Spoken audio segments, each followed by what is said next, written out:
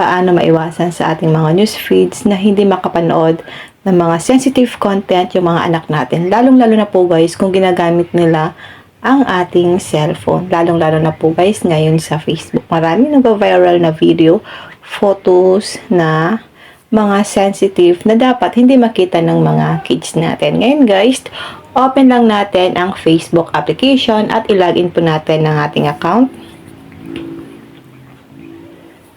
Click 3 lines.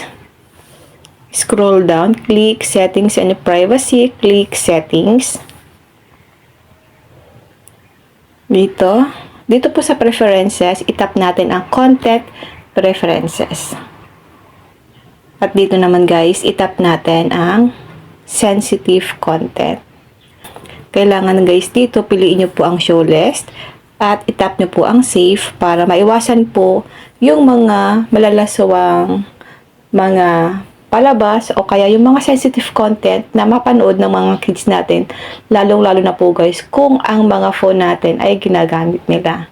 Lalo na po ngayon guys sa ating Facebook account. Kaya guys, make it sure na naka-show list ang sensitive content natin dito sa ating Facebook account. Yun na guys, ano po may natutunan kayo sa aking video.